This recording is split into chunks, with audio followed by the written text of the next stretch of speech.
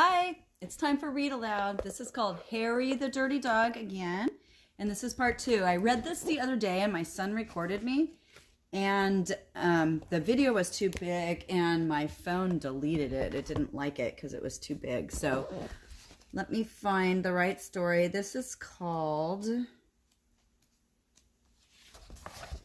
No Roses for Harry. So there's Harry.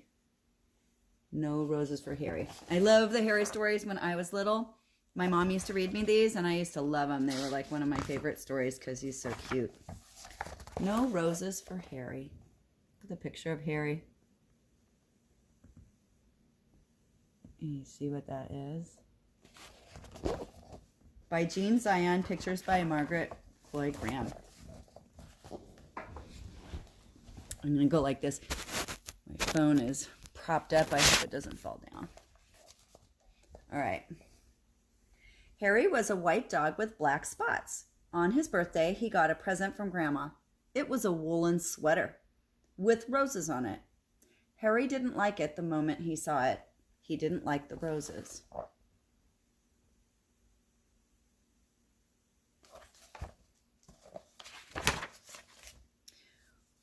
When he tried it on, he felt cozy and snug, but he still didn't like the roses. He thought it was the silliest sweater that he had ever seen. The next day, when Harry went downtown with the children, he wore his new sweater. When the people saw it, they laughed. When the dogs saw it, they barked. Harry made up his mind, then and there, to lose Grandma's present.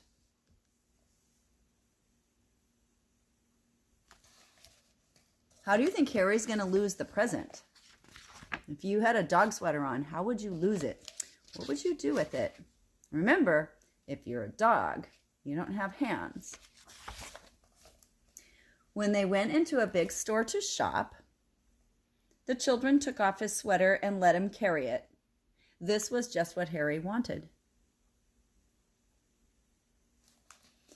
First, he tried to lose it in the pet department.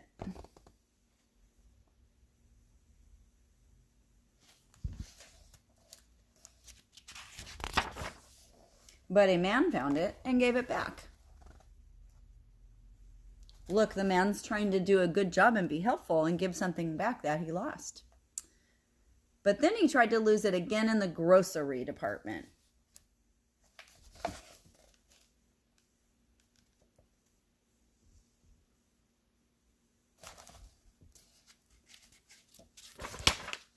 But a lady found it and gave it back.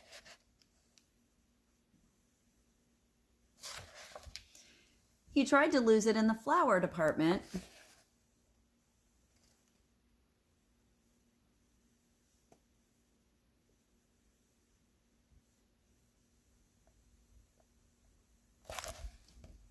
I think that's a good idea because it has roses. But a little boy found it and gave it back. The children didn't let Harry carry it anymore. They made him wear it. As they started home, Harry was beginning to think that he would never lose it. Look at the little boy's face. I feel like he's mad at Harry. When he got home, his friends were waiting to play with him, but Harry didn't feel like playing, so they left him alone. As he sat wondering what to do, Harry noticed a loose stitch in his sweater. He pulled at the wool, just a little bit at first, and then a little bit more, and a little bit more. Harry didn't know it, but a bird was watching.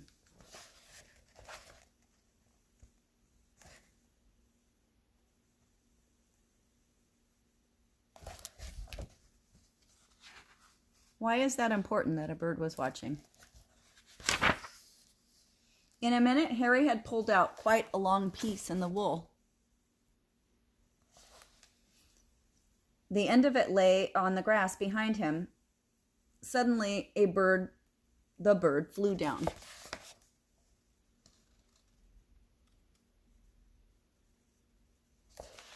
What does the bird want? Why did the bird fly down? Quick as a flash, she took the end of the wool in her beak and she flew away with it. It all happened before Harry could even think. What's going to happen to his sweater? The sweater began to disappear right before Harry's eyes. First one leg, then the neck, then the other leg, then the back, and finally the whole thing was just one long, long piece of wool flying off into the sky. The sweater was gone. Harry could hardly believe it. He barked and jumped with joy. Then he ran out of the yard.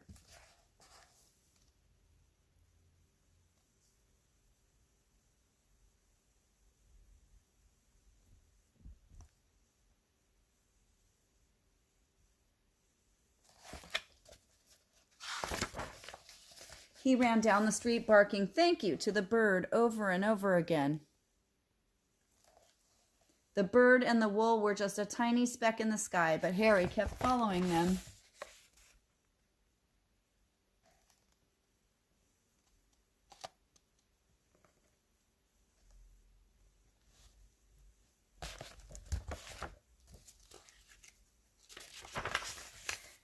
He came home thirsty and tired and was having a drink in the kitchen when the children ran in. "We got a letter from Grandma," one of them said. "She's coming to visit us," shouted the other. Harry thought of the sweater and his tail drooped. Uh-oh. Before Grandma came, the family looked everywhere for the sweater. They wanted her to see how nice Harry looked in it. Of course, they couldn't find it, and only Harry knew why.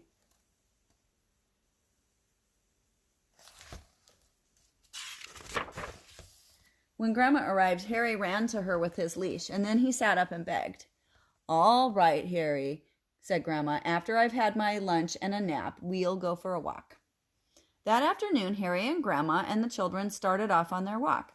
Harry barked happily and pulled towards the park. Why is Harry pulling toward the park? When they got to the park, Harry pulled harder. The children let him off his leash, and he ran on ahead. He seemed to be looking for something. You know what he's looking for? All at once, he stopped under a big tree. He looked up and began to bark and wag his tail. Grandma and the children came running.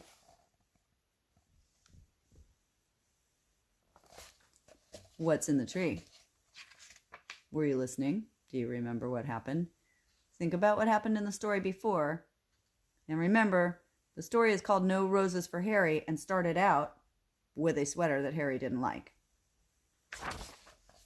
They got to the tree and looked up too. Suddenly, one of the children said, "I see a nest." "It's made of wool," said the other child. "And it's the very same color as Harry's sweater," they shouted together. "It is Harry's sweater," exclaimed Grandma. And just then a bird looked out of the nest. "Look, Grandma, look," shouted the children. "Harry gave his sweater to a bird." "I wonder how he did that," said Grandma. The bird sang, and Harry wagged his tail even harder.